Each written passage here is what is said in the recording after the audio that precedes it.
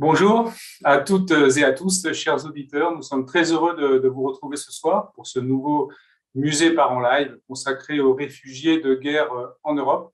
Un débat organisé en partenariat avec le Goethe-Institut et toute l'Europe et diffusé en direct sur la page Facebook du Musée national de l'histoire de l'immigration.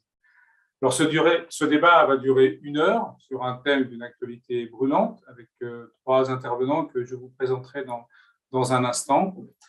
Le conflit en Ukraine qui occupe largement l'espace médiatique et politique, au-delà des questions géopolitiques et de défense, repose brutalement pour l'Union européenne la question de l'accueil des réfugiés et plus largement la question de sa politique migratoire.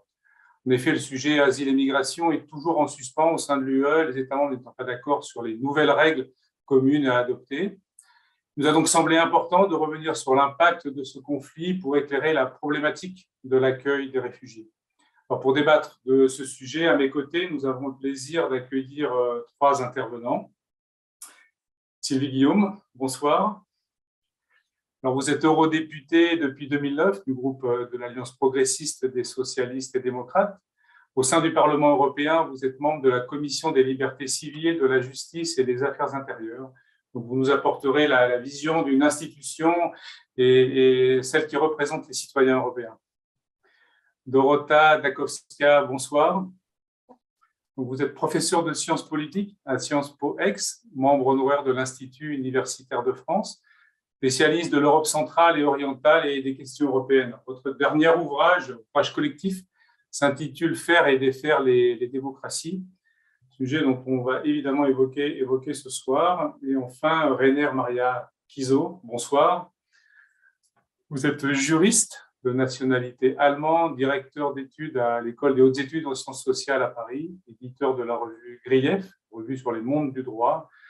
Alors vous aussi, évidemment, auteur de nombreux articles et ouvrages, dont l'un posant la question de l'unité du droit, un sujet central sur le thème de ce soir. Donc avec nos partenaires et les intervenants ce soir, nous vous proposons d'aborder notre thème en 3 parties. 3 axes. Nous évoquerons dans le premier axe l'accueil des réfugiés et les mesures mises en place par l'Union européenne, mais aussi par les États membres et les premiers qui sont aux frontières de l'Ukraine. Deuxième axe, nous parlerons de l'asile et des représentations comparées des migrations. Et puis, troisième axe, qu'en est-il de l'agenda européen en matière de migration? En quoi la guerre en Ukraine bouscule-t-elle les priorités européennes?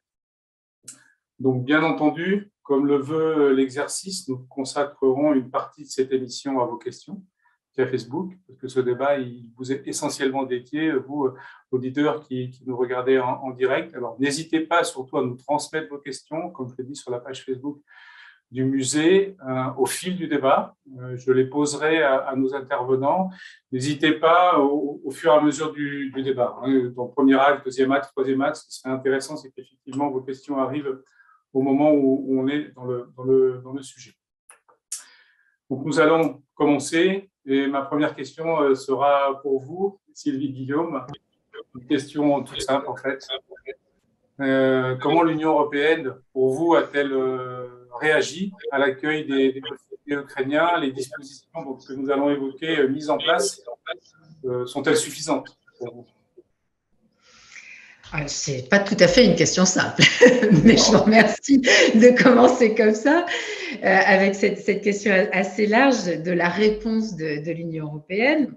Moi, je serais comme ça tentée de dire, mais c'est quand on parle du verre à moitié plein que oui, la réponse, elle est quand même plutôt bonne, puisque cette réponse, elle s'incarne au travers de la directive sur la protection temporaire, qui est mise en œuvre pour la première fois depuis 20 ans, donc avec un système de protection qui est très élaboré, qui est d'abord très rapide et très élaboré, qui permet dans une très très courte durée, dans un très très court temps, de mettre en place un accès au travail, l'accès aux soins, évidemment l'accès au séjour et un certain nombre de subsides. Donc c'est vrai que facialement, la réponse, elle est très, très puissante et elle est parfaitement adaptée à la situation ukrainienne à l'heure actuelle.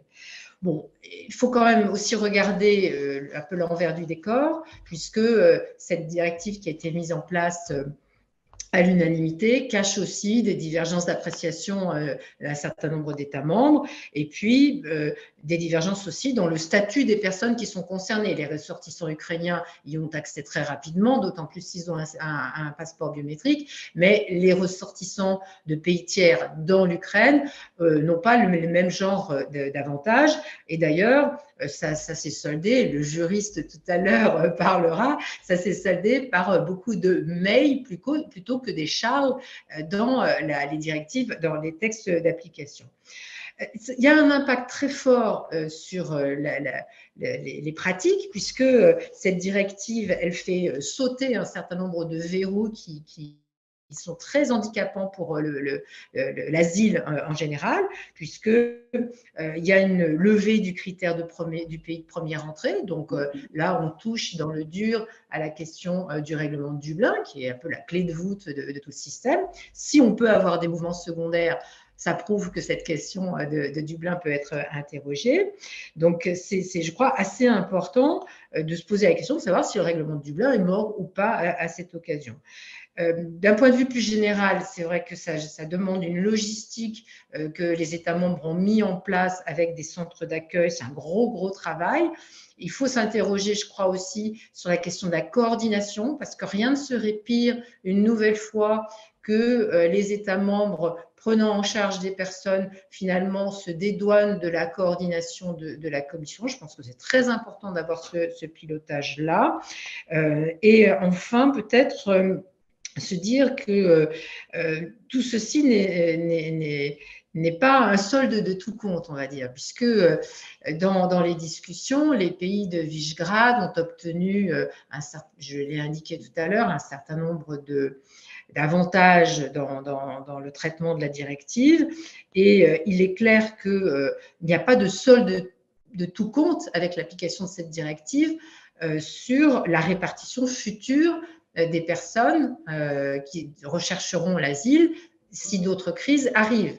Il ne faut pas imaginer que la Pologne et les Polonais, plus exactement, qui font un très gros effort d'accueil, que le gouvernement polonais va considérer cela comme un solde de tout compte pour la suite. Donc, ça n'est pas le cas et ça n'est pas non plus un solde de tout compte vis-à-vis du respect de l'état de droit. Il n'y a pas de place, de mon point de vue, pour le marchandage dans l'application de cette directive et dans la sauvegarde des personnes qui sont concernées.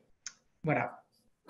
Je vous remercie. Mais évidemment, tous les sujets que vous avez évoqués, je pense que nous y reviendrons, puisque dans cette région de l'Europe centrale et orientale se pose aussi la question évidemment de l'état de droit. Donc, c'est pour moi aussi l'occasion, Dorothea Dąbrowska, de vous poser une deuxième question, puisque vous êtes spécialiste de cette région de l'Europe orientale. Quelle est votre vision justement de l'accueil des réfugiés dans ces pays, que ce soit la Pologne ou la Hongrie aujourd'hui? Et je sais que vous êtes impliqué aussi dans l'accueil des réfugiés en France. Donc, est-ce que vous considérez que l'Europe a bien agi et réagi? Il faut dire tout d'abord que c'est une crise sans précédent et un mouvement de personnes réfugiées sans précédent depuis la Deuxième Guerre mondiale en ce qui concerne le nombre et la rapidité en fait des personnes. Je rappelle que en 2014-2015, quand l'Allemagne avait effectivement accueilli 1 million de personnes, cela a pris environ une année. En Pologne, ce nombre de personnes est arrivé, je pense, en environ 2-3 semaines. Donc, aujourd'hui, ce sont des chiffres effectivement affolants. Aujourd'hui, c'est 5 millions de personnes qui ont quitté l'Ukraine et bien sûr encore plus de réfugiés intérieurs. Et effectivement, donc, ces personnes sont accueillies forcément d'abord dans les pays limitrophes. Et donc là, on peut parler d'un très fort mouvement citoyen dans tous les pays, aussi en France, mais bien sûr dans une moindre mesure en ce qui concerne le nombre, donc des personnes qui se sont mobilisées pour accueillir ces personnes réfugiées d'abord chez elles, parce que c'est d'abord un accueil citoyen. Donc, effectivement, on regarde beaucoup la Pologne parce qu'en termes de nombre, aujourd'hui en Pologne, plus de 3 millions de personnes sont entrées en Pologne depuis le début de l'invasion le 24 février. Mais en ce qui concerne la proportion, c'est par exemple la Moldavie qui a porté le poids le plus important, puisque en termes de proportion de la population, voilà, elle avait accueilli le plus de personnes entrées sur son territoire. C'est plus de 400 000 personnes qui sont entrées sur le territoire de la petite Moldavie, mais aujourd'hui, environ 100 000 personnes restent encore en Moldavie, alors qu'en Pologne, en fait, la caractéristique de la situation polonaise, c'est que la plupart de personnes entrées restent. C'est environ, difficile à dire précisément, mais environ 2 millions de personnes qui restent en Pologne pour différentes raisons. Aussi parce qu'il y avait déjà 1 million de citoyens ukrainiens qui travaillaient en Pologne avant la guerre. Et donc, forcément, on sait que les personnes qui fuient le conflit vont déjà là où elles ont des connaissances, des réseaux de la famille. Voilà. Donc, je dirais peut-être en 2 points, ce qui différencie l'accueil dans des pays comme la Pologne et la France, c'est qu'en Pologne, cet accueil repose très largement sur les épaules des citoyens, donc tout simplement des personnes qui prennent des réfugiés, ces personnes exilées chez elles à la maison, aussi parce que l'État n'a pas vraiment l'intention de mettre des locaux appropriés pour cela. Donc l'État s'est engagé en distribuant des numéros de sécurité sociale, des aides sociales et en permettant l'accès à l'éducation et aux soins, bien sûr, c'est important aussi. Mais en fait, il n'y a pas vraiment beaucoup de coordination et l'État encourage en fait les citoyens à prendre des personnes chez elles. En France, c'est très différent. L'État est beaucoup plus présent, les pouvoirs publics sont beaucoup plus présents et je dirais qu'on décourage presque l'accueil citoyen. Il y a aussi la crainte d'exploitation potentielle et donc c'est plutôt l'accueil collectif qui est pour l'instant encouragé, sachant qu'il y a bien sûr des réseaux, des mobilisations des citoyens, comme par exemple à Lyon, qui est un grand hub, l'association Lyon-Ukraine, qui a aussi permis de mettre en place un accueil citoyen réfléchi. Très bien, je vous remercie. C'est l'occasion justement de rappeler les chiffres aussi de l'ONU. Hein. Comme vous le disiez, c'est aujourd'hui, depuis le début du conflit, ce sont 12 millions d'Ukrainiens déplacés, hein, et dont 5 millions qui ont franchi les frontières de l'Union européenne et la Pologne qui en aurait accueilli aujourd'hui environ 3 millions. Donc, c'est un afflux massif. Comme vous le disiez, je rappelle qu'au moment de la crise, vous m'arrêtez, hein, Guillaume, si je dis une bêtise, mais la crise migratoire de 2015, au moment du pic, il y a eu 1,8 million de demandes d'asile déposées au sein de l'Union européenne. Donc aujourd'hui, on est dans des chiffres qui sont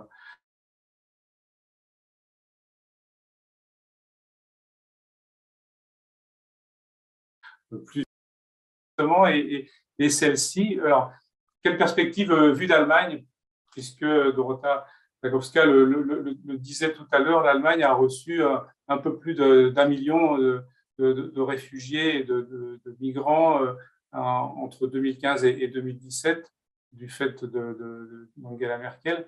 Quelle est la vision aujourd'hui en Allemagne? Oui, merci beaucoup. Bonsoir d'abord. En Allemagne, en fait, comme en Europe en général, c'est quand même assez spectaculaire. C'est déjà la 3e grande crise. Alors, si on veut parler des crises, en tous les cas, migratoires aux réfugiés dans les 30 dernières années, parce qu'il y avait d'abord la guerre de la Yougoslavie, donc 92 et 95, et suite avec le Kosovo 98. Hein. Après, en effet, après la guerre en Syrie, et maintenant l'Ukraine. Hein. Donc, on pourrait presque dire que l'Europe, d'ailleurs, ce qui est le cas, hein, est une région pas seulement très demandée, mais vraiment au centre de cette question des réfugiés, bien qu'il ne faut jamais oublier le monde entier. Nous, on est quand même uniquement une toute petite partie du monde. La plupart des nombres de réfugiés se trouvent tout à fait ailleurs qu'en Europe. Hein.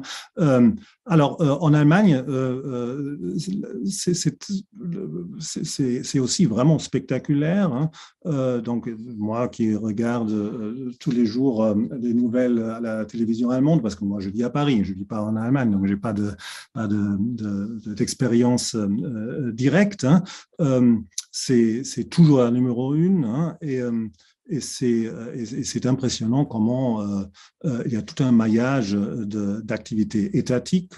Après, en Allemagne, est toujours, disons, décliné au niveau fédéral, au niveau des Länder, donc des régions et communales, hein, mais aussi le maillage, les églises, toutes les associations ici et là. Donc, en Allemagne, ils sont extrêmement mobilisés pour accueillir et aider les réfugiés. Et pour une fois, il n'y a même pas un vrai débat politique sur la question de l'accueil des réfugiés, ce qui était quand même, il ne faut jamais l'oublier, ce qui était quand même le cas en 2015-2016. Certes, Angela Merkel avec son fameux Wir schaffen das, donc on va y arriver, hein, on va y réussir, on va y arriver. Bon, c'est plutôt d'ailleurs son collègue et vice-chancelier Sigmar Gabriel qui lui a insufflé même ces mots, hein. Mais bon, tout ça, on ne sait pas exactement, hein. À l'époque, il y avait quand même un grand débat, notamment parce que c'était plus ou moins une décision, disons, individuelle, hein, de la chancelière, si mes souvenirs sont bons, dans la nuit du 4 au 5 septembre 2015. Hein, et c'est quelque chose de quand même assez unique. Hein, et qu'une chancelière, hein, ou un chancelier, hein, donc le chef d'État, dit, bon, on va ouvrir les frontières, on ne va plus respecter ou faire respecter plutôt, hein, les règles du droit d'asile et les règles juridiques en général. Hein. Donc, on ouvre et on va voir ce qui arrive. Et ils sont quand même arrivés pas mal. Hein. Alors, et ça a suscité un grand débat, et notamment entre juristes. Hein. Alors, bien sûr, les débats étaient aussi politiques, hein, mais entre juristes, est-ce que c'était légal, hein, alors de la part de Mme Merkel, est-ce que c'était légal d'ouvrir les frontières, hein? Est-ce qu'elle ne s'est pas mise elle-même, hein, dans l'illégalité en renonçant dans une certaine mesure, hein, au respect des frontières, hein, qui font quand même partie de l'idée, du concept de souveraineté. Hein. Bon, aujourd'hui, les débats concernant l'Ukraine n'est pas du tout le même. Hein. Il y a une grande...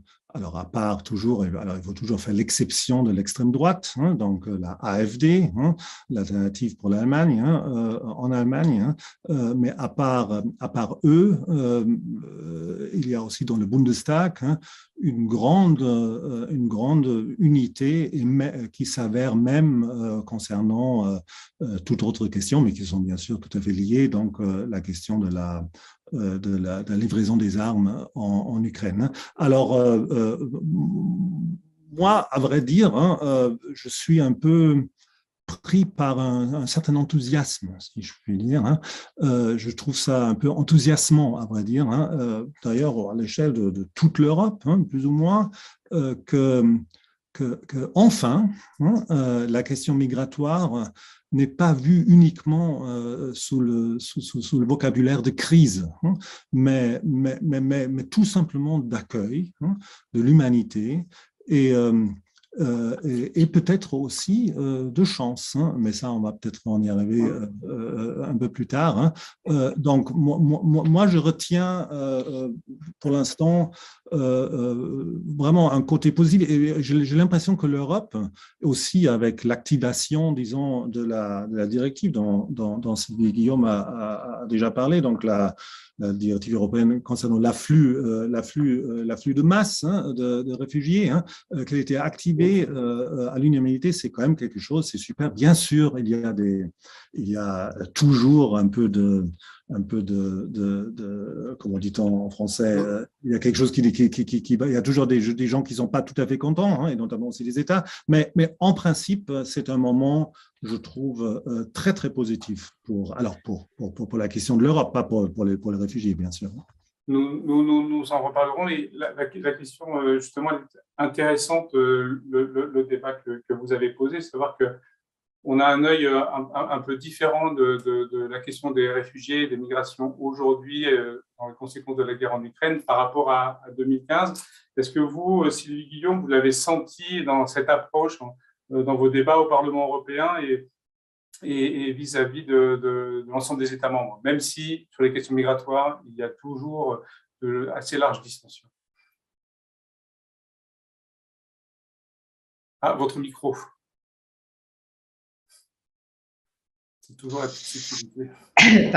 On s'est surtout, comme parlementaire, senti sur cette question entendu, parce que depuis fort longtemps, on porte cette idée que cette directive, qui est très protectrice, est nécessaire pour gérer des situations comme celle-ci.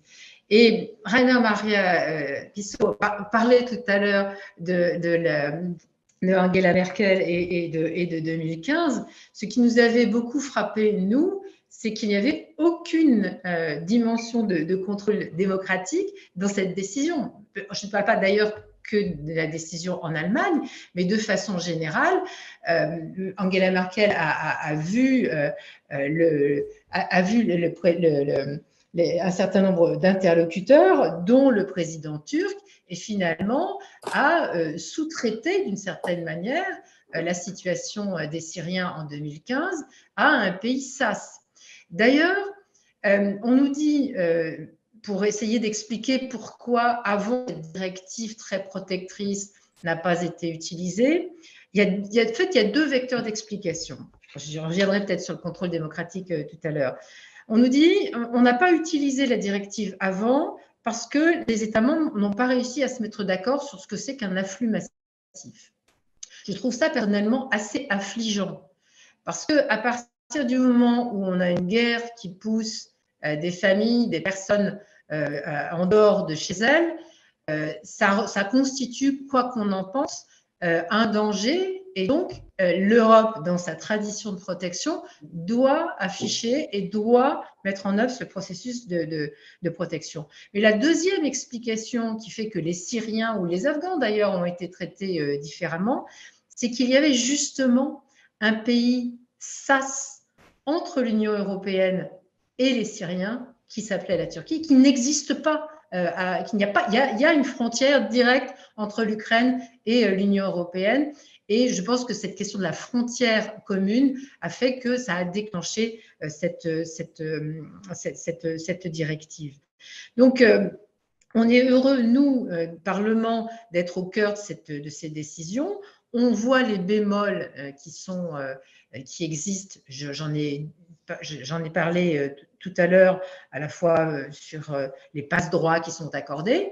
Et puis, on est aussi très attentif aux disparités d'application de la directive. Parce que vous avez raison, tout à l'heure, Madame parlait de l'élan humain, l'élan d'accueil, de solidarité. Ça ne peut que me réjouir venant des Européens, et je trouve qu'on est là vraiment dans notre tradition d'accueil. Mais en réalité, il y a beaucoup de trous dans la raquette, comme on dit, et des libertés qui sont consenties aux États membres dans lesquels, évidemment, un certain nombre se sont engouffrés, que ce soit dans l'accès aux droits, puisqu'il y a quand même une ouverture très, très forte de droits, je le disais tout à l'heure, sur le logement, sur l'éducation, mais un certain nombre de pays, parmi les usual suspects, par exemple, en Hongrie, il faut une autorisation de travail spéciale pour un certain nombre d'emplois. Pour d'autres, il faut absolument avoir une autorisation temporaire de séjour qui est à discuter, mais qui ne s'étend pas correctement aux autres droits. Donc, on voit qu'il faudra qu'on se mêle encore, comme institution européenne représentant des citoyens, de la manière dont est appliquée cette directive, de manière à ce que les plus vulnérables des personnes ne soient pas traitées en deux poids, deux mesures, ce qui est toujours, du point de vue européen, une très, très mauvaise formule qui est malheureusement souvent utilisée.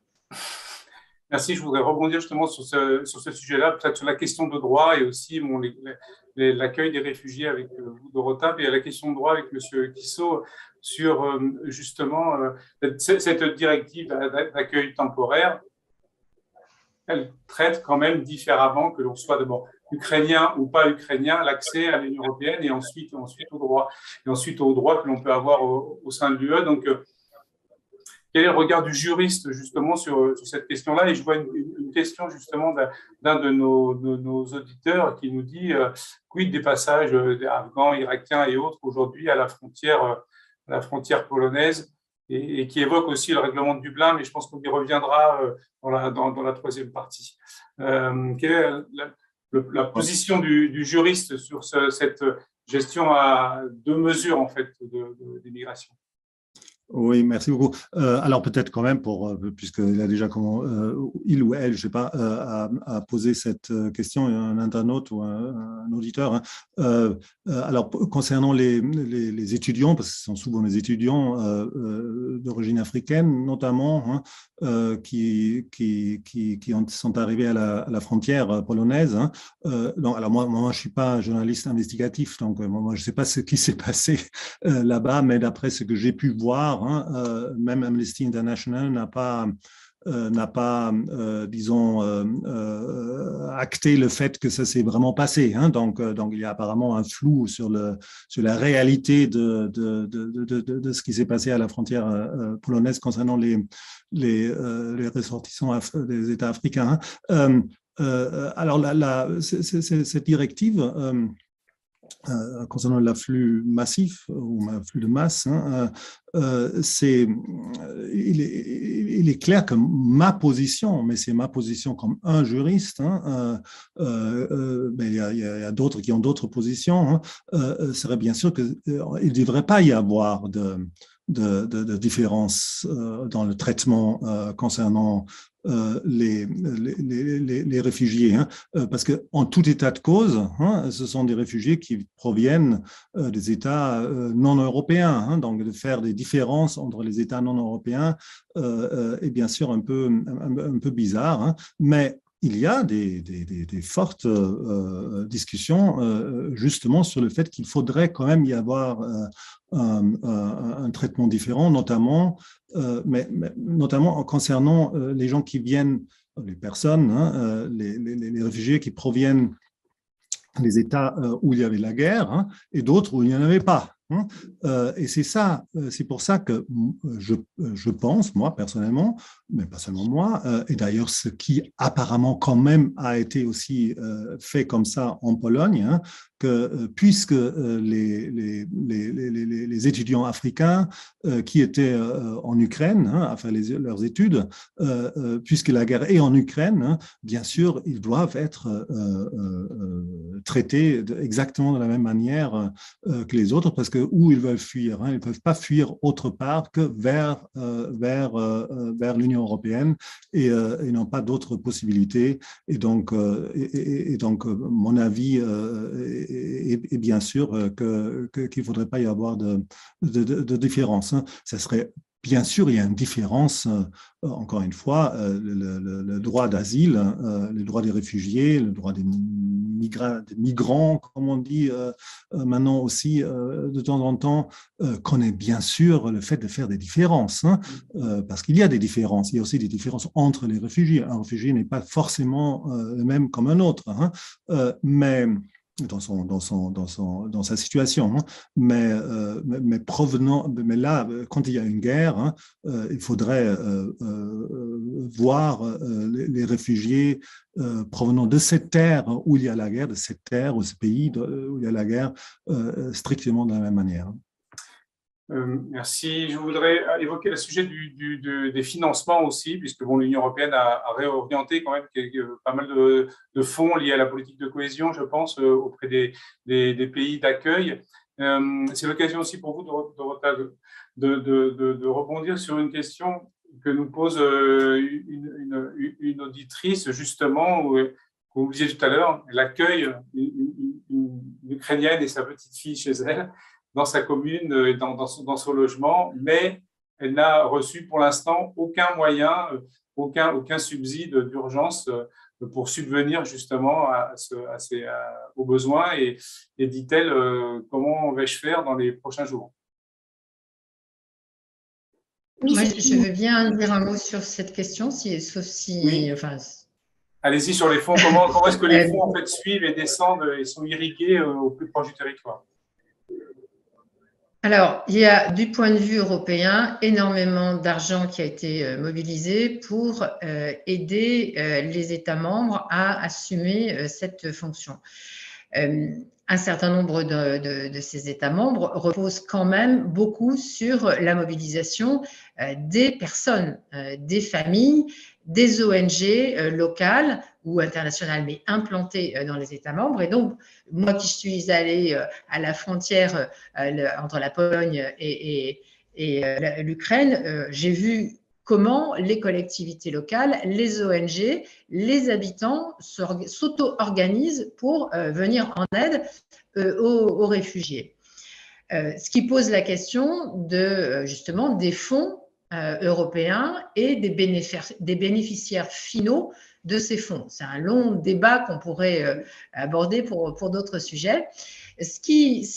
Pour répondre très, très directement à Madame Marilène Rabas qui a mis dans le chat, c'est pour ça que je réagis, c'est que j'ai envie de lui dire que sa générosité est parfaitement remarquable, mais elle ne recevra pas, en tout cas si elle est en France, elle ne recevra pas de subventions pour accueillir les personnes. C'est une démarche purement gratuite. Donc, c'est pour ça que la question de l'accueil des personnes par des individuels, qui est extrêmement généreux, qui est vraiment la quintessence de la générosité individuelle, il faut quand même mesurer si on est en capacité ou pas de le faire. Je ne sais pas dans quel département est madame, mais moi je suis dans le Rhône et les règles sont extrêmement claires de ce point de vue.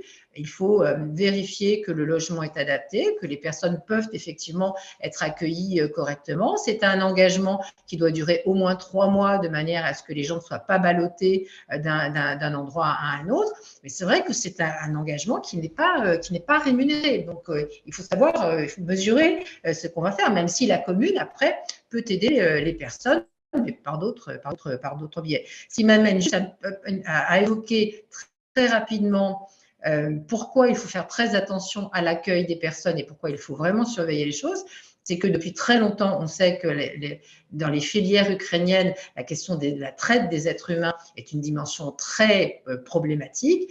Elle ne s'est pas arrangée, c'est le moins qu'on puisse dire, elle s'est aggravée à la faveur de cette crise. Et donc, il y a un très lourd problème de trafic d'êtres humains à l'occasion de cette crise, de trafic aussi d'organes qui a pu s'organiser. Donc, la Commission européenne et le Parlement sont très attentifs aussi à ce phénomène qui est particulièrement inquiétant. On a vu dans les gares en France des gens qui traînaient et qui récupéraient des jeunes femmes ou des enfants pour évidemment profiter de ce trafic. Donc, il faut être effectivement très, très lucide d'une part et très, très sérieux sur la question de l'accueil.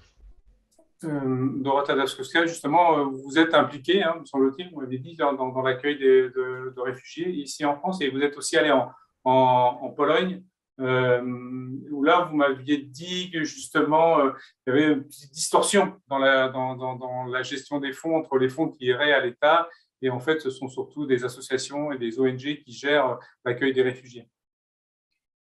Peut-être Madame Guillaume pourra nous éclairer ensuite. J'ai l'impression qu'on n'a pas encore vu beaucoup de fonds en Pologne qui accueillent 2 millions de réfugiés. Alors, on sait que des fonds européens ont été, à juste titre, suspendus pour l'instant. Donc, la question est de savoir comment on distingue ces fonds nécessaires pour l'accueil des réfugiés des autres fonds de cohésion.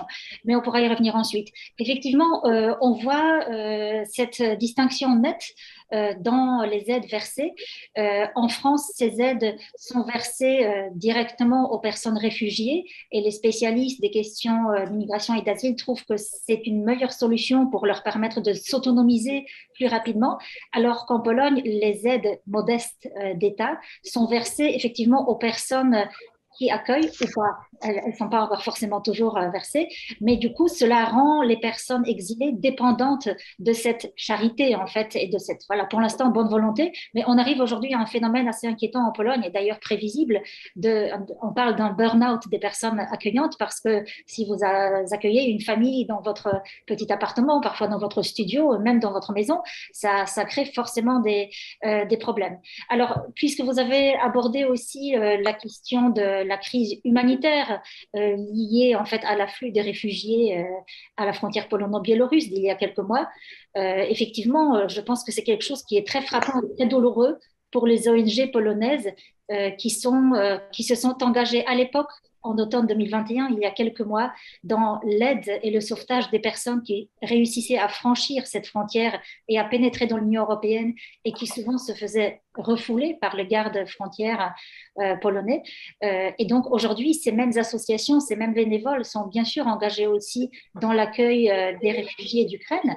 Mais c'est quand même assez douloureux pour ces personnes de voir que la Pologne, le gouvernement polonais en fait, qui avait déclaré ne pas être en mesure d'accueillir 3000 personnes réfugiées à l'époque, c'était des personnes qui venaient du Kurdistan irakien, de la Syrie, du Yémen, d'Afghanistan.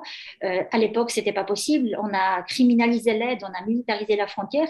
Aujourd'hui, ce pays accueille 3 millions de réfugiés de guerre ukrainiens. Et je dois dire, moi, je faisais partie d'un collectif de chercheurs qui, à l'époque, s'était inquiété non seulement de la réponse du gouvernement polonais à cette crise humanitaire, mais aussi des réponses des institutions européennes à cette crise, puisqu'il y avait finalement une solidarité assez large exprimée par la présidente de la Commission, par le président du Conseil européen vis-à-vis du gouvernement polonais, ce qui se comprend aussi en cette période de tension. Mais en même temps, la Commission avait fait à l'époque, le 1er décembre, des propositions relativement inquiétantes, puisqu'elle avait laissé entendre qu'elle pourrait cautionner justement l'existence des zones de non-droit et cautionner des refoulements qui sont contraires à la Convention de Genève. Merci. Justement, Monsieur Quissot, nous avons une question de Lucia Oliveira qui revient sur le Just Cogens. Vous l'avez vu, non? Oui, je l'ai vu tout à fait. Merci. Est-ce que c'est toujours un des piliers du droit d'asile? Alors, donnez-nous la définition déjà pour que oui, tout à fait, d'information. Est-ce que ça pose justement en termes de normes de droit international? Oui, tout à fait. Le Just Cogens, ça veut dire en principe que c'est des principes de droit qui sont réputés universels et au-dessus de tout, qu'ils prévalent aussi sur des normes, disons, étatiques spéciales. Hein. Mais ça pose, c'est justement toute la question du droit international en général. Hein, parce que vous voyez bien que dans cette guerre en Ukraine, ce Jus Cogens est déjà violé complètement par la Russie même. Donc la question, c'est moins est-ce qu'il y a des droits qui sont universels? C'est bien sûr aussi une question, c'est la pression préalable. Il faut bien sûr qu'il y a des principes universels. On a tout ça notamment depuis la catastrophe du XXe siècle, c'est-à-dire la grande catastrophe, une des grandes catastrophes, mais peut-être la plus grande, c'est-à-dire la Deuxième Guerre mondiale et le nazisme et le fascisme, donc après 1945. Mais la question est toujours comment mettre en œuvre, alors comment, pour ainsi dire, appliquer et rendre vivre ces droits universels comme le droit d'asile. Hein. Et vous voyez bien que même au sein de l'Union européenne, où on est quand même plus proche, pourrait-on dire, historiquement, culturellement, etc., depuis des siècles, que dans le monde entier, on a quand même un peu du mal à faire avec des politiques des États qui ne sont pas tout à fait d'accord avec certains principes de l'Union européenne. Et on peut penser notamment le conflit, Sylvie Guillaume l'a déjà mentionné, donc les États de Visegrad, pensez à l'Hongrie, pensez à la Pologne, pensez à la question de l'état de droit en Pologne. Donc bien sûr, en Union européenne, on a la main un tout petit peu, notamment sur l'argent, pour ainsi dire, parce que ce qui est coercitif, finalement, puisqu'on ne peut pas mettre des États en prison, hein, bien qu'il y ait maintenant aussi le droit pénal international, donc ça évolue quand même, hein, mais on a, disons, le levier de l'argent, donc des peines, si on veut, hein, monétaires, hein, mais au niveau international ou mondial, c'est bien moins le cas. Hein. Donc c'est l'éternel problème, si je puis dire. On peut avoir un droit merveilleux, hein, ou des lois merveilleuses, hein, mais la question est toujours comment les faire appliquer, comment les faire vraiment effectifs. Très bien, donc vous nous dites qu'à l'égard des réfugiés, il y aura toujours une différence de traitement. En fait, un droit universel ne peut pas s'appliquer. Alors, je suis en fonction de la nationalité, évidemment, en fonction du statut, bien évidemment. Oui, alors, justement, alors, si les États font quelque chose, c'est-à-dire du point de vue politique, hein, parce que toutes ces directives, hein, les règlements ou les normes, nos normes, hein, soit internationales, soit nationales, hein, ça, c'est de la politique. Hein, la politique, c'est rien d'autre que de faire des lois, hein, à quel niveau que ce soit. Hein. Mais après, quand il y a discussion, hein, sur l'applicabilité et l'application de ces lois, à ce moment-là, ça devient juridique. Hein. Bon, alors on n'est pas ici pour je ne vais pas faire mon séminaire à l'école des hautes études ici devant vous, mais la question c'est, vous savez, quand il y a deux juristes, il y a toujours trois opinions, hein, donc c'est compliqué, hein, le droit. On va pas y arriver comme ça. En politique, hein, on peut avoir une majorité, c'est très bien, hein, mais qui peut donc justement faire des lois. Mais en droit, hein, donc dans l'application des lois, hein, si on veut définir le droit, hein, dans l'application des lois, les choses sont plus difficiles parce que ça dépend toujours des cas. Hein, donc il faut finalement, hein, si quelqu'un ou un groupe, hein, se sent lésés dans ses droits, eh ben, il faut, avec l'aide, il y a quand même des aides de ce genre, notamment des ONG, hein, il faut aller devant la justice. Hein, mais ça prend du temps, hein, et ça coûte de l'argent. Après, pour ça, c'est aussi les aides, etc. Mais c'est pas un processus où disons, c'est un peu gratuit, si je puis dire, de dire oui, on a le droit, hein, mais finalement, à la fin, c'est le juge qui dit le droit et personne d'autre. Hein.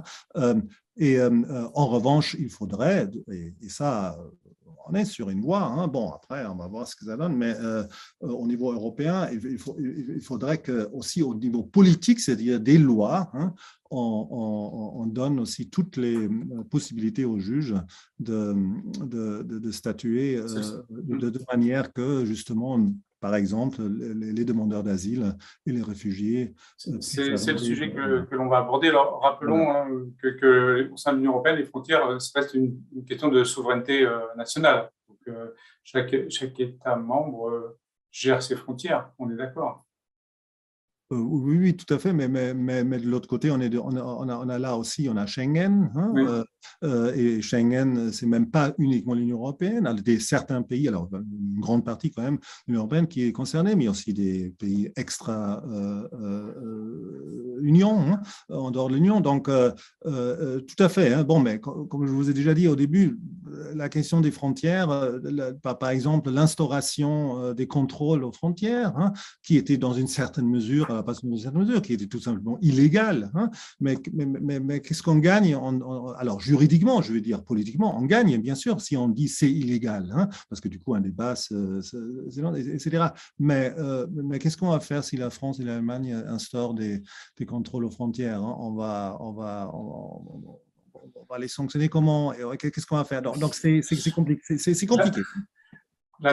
Guillaume, c'est elle et ses collègues qui sont aux manettes, disons, hein, voilà, et pas les justement, on voudrait qu'on a. Vous ne soyez pas si bien dit, hein, sur le border code Schengen. Ça va être assez intéressant dans les mois qui viennent, effectivement. Justement, je voudrais que l'on aborde aussi la troisième angle de notre débat, c'est celle un peu de l'agenda européen et peut-être des conséquences de cette crise, cette guerre en Ukraine. Dorota Datkowska, est-ce que aujourd'hui la gestion des migrations et le flux de réfugiés, notamment auprès des pays dont on évoquait tout à l'heure, le pays de Visegrad, qui était très réticent lors de la crise migratoire de 2015 à l'accueil de réfugiés. Donc, je rappelle, c'est la Hongrie, la Pologne, la Slovaquie, la République tchèque, sont aujourd'hui en première ligne. Est-ce que cela peut changer leur vision sur cette question-là et justement faire avancer le débat politique dont on évoquera avec Sylvie Guillaume par la suite? Oui et non, je pense effectivement, comme cela a été dit, qu'il y a une spécificité liée à cette invasion et à cette guerre d'annihilation menée par la Russie de Poutine en Ukraine, parce que voilà, ces pays-là, notamment la République tchèque, la Pologne, avaient déjà mis en garde devant la menace de cette guerre, puisqu'on l'avait déjà vu se produire en 2014, en 2008 et en Géorgie, et donc ils n'étaient pas très écoutés à l'époque par les pays de l'Europe de l'Ouest, qui trouvaient qu'ils étaient russophobes ou qu'ils exagéraient, et donc je pense que c'est ça qui explique qu'il y a cette solidarité très forte avec l'identification aussi avec les Ukrainiens. Donc c'est quand même spécifique et on voit que aussi bien la République tchèque que la Pologne, enfin leur gouvernement, refusent par exemple le principe de relocation des réfugiés. Peut-être pour être en cohérence avec leur position de 2015 où ils s'étaient très clairement opposés à tout principe de relocation et donc aujourd'hui, même si sur le fond ça les aurait arrangé, je pense, le gouvernement polonais à ce qu'il y ait quand même moins de personnes réfugiées sur leur territoire, ils ne demandent pas cette relocation. Peut-être Madame Guillaume aura une autre explication. Après, je pense qu'il faut bien distinguer entre la position du gouvernement et la position des citoyens qui, du coup, peut être multiple. Et en 2015, en fait, ce n'est pas le gouvernement polonais qui était opposé à l'accueil.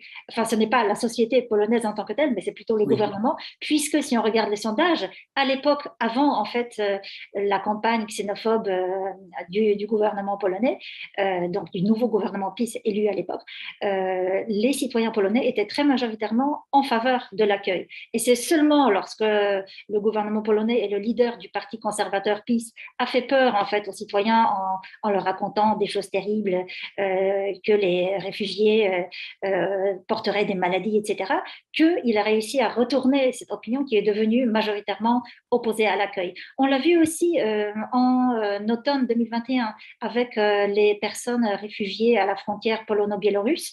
Lorsque des citoyens, les habitants des villages côté polonais voyaient ces personnes, ils leur venaient en aide et ils étaient plutôt solidaires avec ces prochains qu'ils voyaient en face d'eux. Et donc, c'est plutôt aussi le gouvernement qui a continué cette campagne violente anti-migrants, en fait.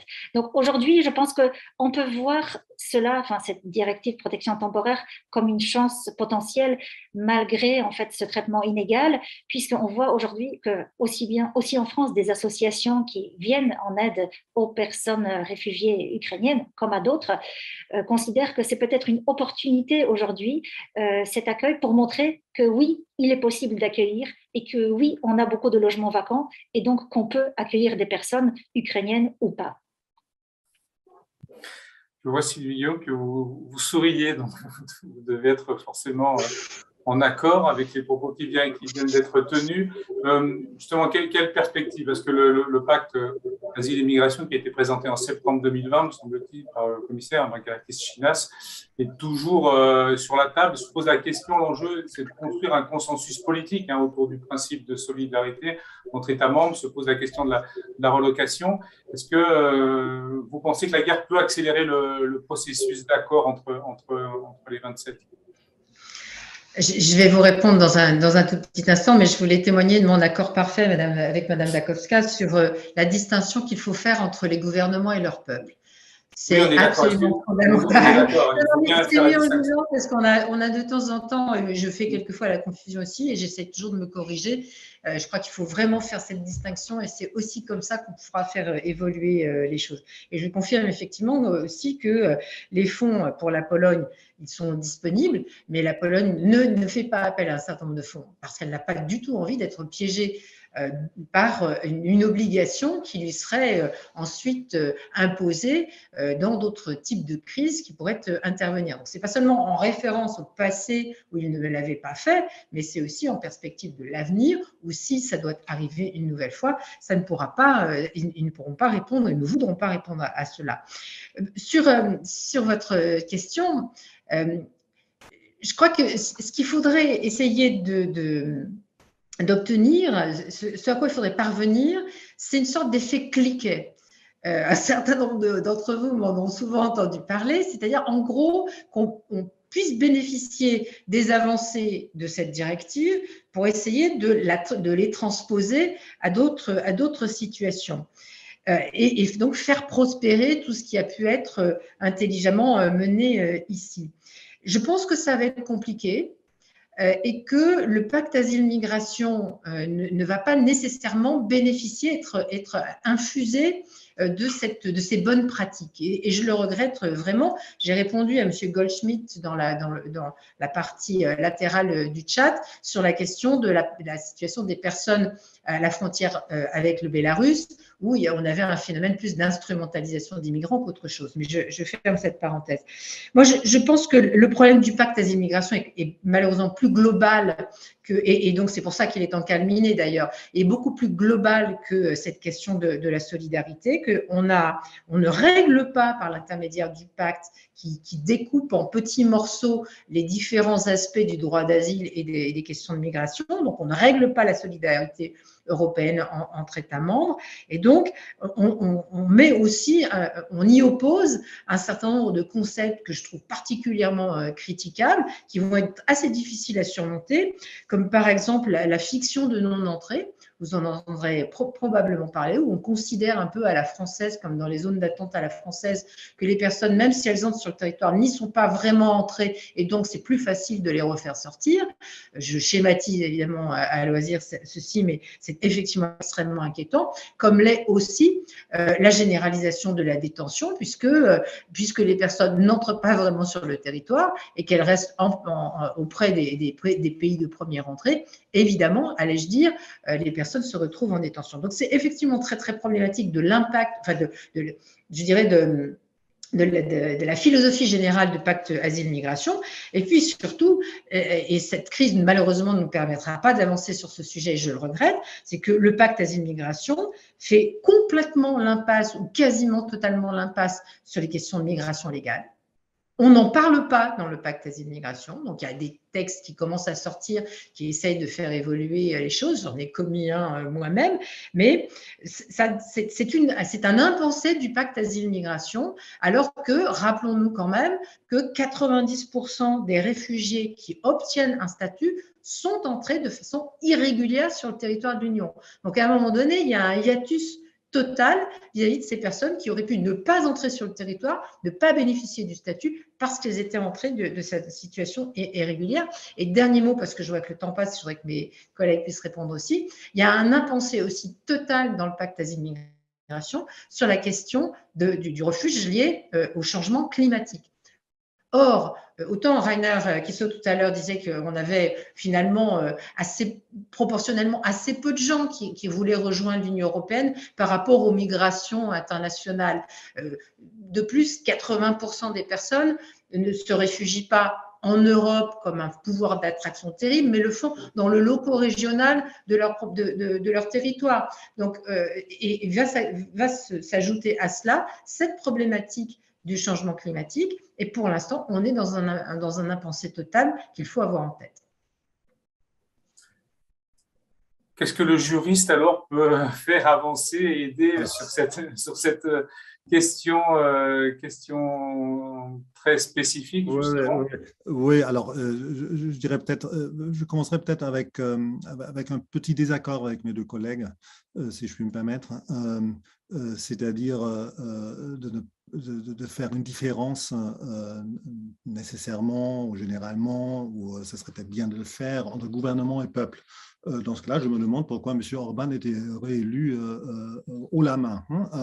Alors, après, on peut dire, oui, la presse n'est pas libre, tout ça c'est vrai.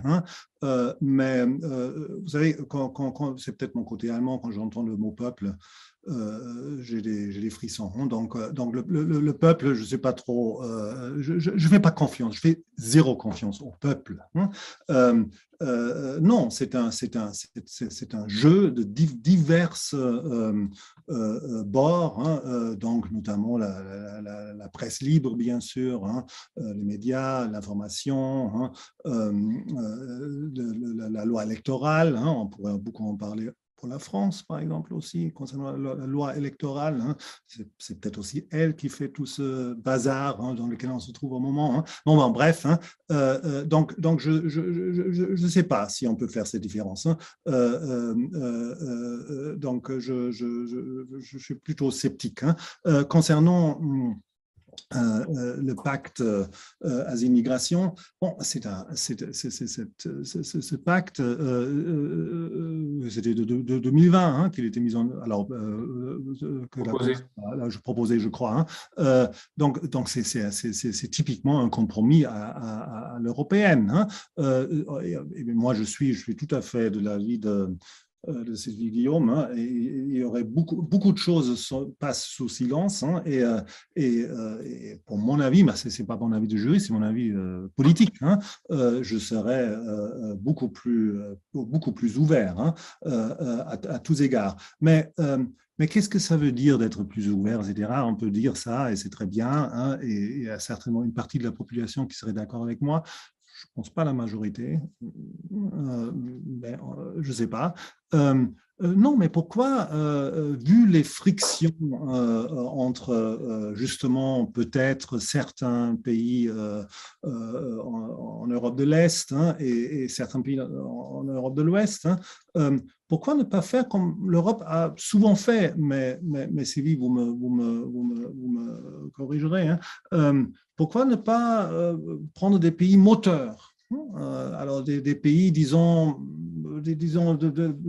alors on va pas parler, alors des pays locomotives, pour ainsi dire. Donc certains pays qui disent, bon, alors écoutez, si la Pologne ne veut pas prendre prendre moins de... C'est-à-dire pour proposer une sorte de coopération renforcée entre certains pays, c'est ça? Oui, certains pays, et mais moi je suis d'accord avec ça. Et après, on va, parce que la migration, ce dont on n'a pas du tout parlé, alors le fait réfugié, je ne sais pas comment on dit, ça a aussi des atouts économiques, des culturels, des atouts personnels pour la vie des gens. Moi, je trouve ça formidable que l'Europe s'ouvre. C'est peut-être pas le cas encore pour tous les Européens au sein de l'Union européenne, mais que je sais pas, une poignée de pays commence et donne l'exemple, et après les autres vont suivre, et ils vont suivre quand ils voient que ça fait partie, contrairement à ce que certains disent, ça fait partie d'une possibilité de prospérité aussi économique, et bien sûr aussi culturelle. Merci. Mais on retient l'idée, mais peut-être que sur ce domaine-là aussi, l'idée de la coopération renforcée entre certains États membres qui pourraient donner l'exemple serait peut-être un premier pas. Exactement. On arrive malheureusement, le temps passe à une vitesse folle, à la fin de notre débat. Je vois une question qui était dans le chat concernant les réfugiés et qui bénéficient de la protection temporaire. En fait, ont accès au marché de l'emploi, mais d'une façon temporaire aussi, si j'ai bien compris. Peut-être Sylvie Guillaume peut nous éclairer sur le sujet. Et parce que, évidemment, la question pour les réfugiés ukrainiens aujourd'hui, ce n'est pas peut-être pour beaucoup de s'installer définitivement dans les pays où ils sont aujourd'hui, mais plutôt de rentrer chez eux lorsque la guerre sera terminée. En tout cas, on leur souhaite. Oui, c'est tout à fait ça. Pour ça, je répondais à Madame Schrein dans le chat en lui disant qu'elle a parfaitement raison.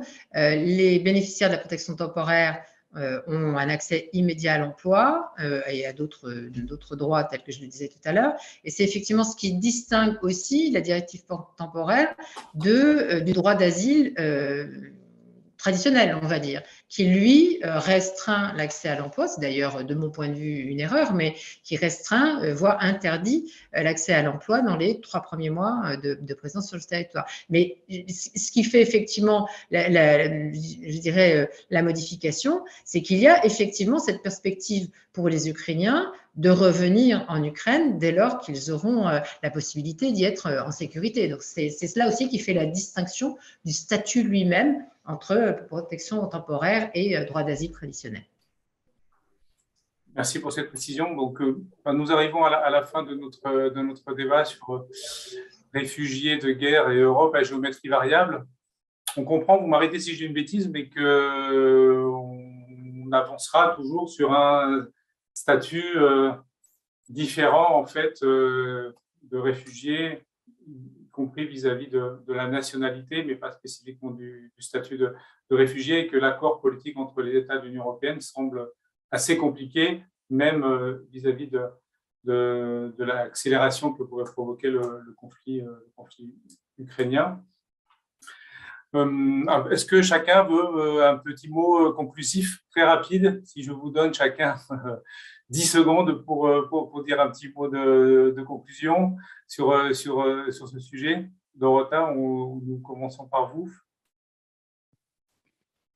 Le statut de ces différentes personnes exilées est différent, mais je reprends la formule Europa Diversité, donc j'espère que les citoyens européens seront unis dans la solidarité vis-à-vis de ces différentes personnes. Merci. Monsieur Guissot, une conclusion de juriste. Bon, vous êtes tout seul, hein, donc il n'y aura pas 3 avis. Donc, oui, tout à fait. Alors j'espère, justement, pour rebondir sur la question qui a été posée, j'espère vraiment que le Jus Cogens voit un jour proche sa vraie effectivité aussi dans les cas individuels, parce que finalement, ce sont plein d'individus dont les vies sont en jeu, et il est temps que l'universalisme se décline à chaque individu. Merci. Madame Guillaume, la vision plus politique au sein du Parlement européen, quelle perspective demain sur les questions migratoires?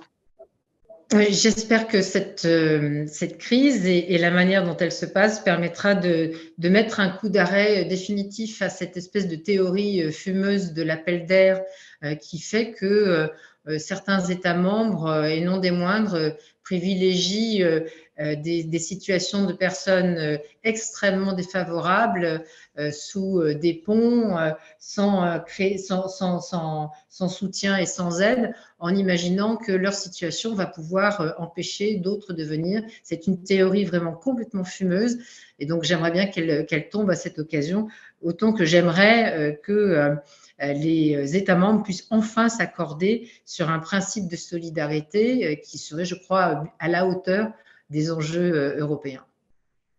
Très bien. Je vous remercie. Ce sera le mot de la fin. Vraiment, merci à tous les 3 pour vos propos. Merci nos 3 intervenants, aux partenaires, aux équipes du Palais et du Musée pour cette émission.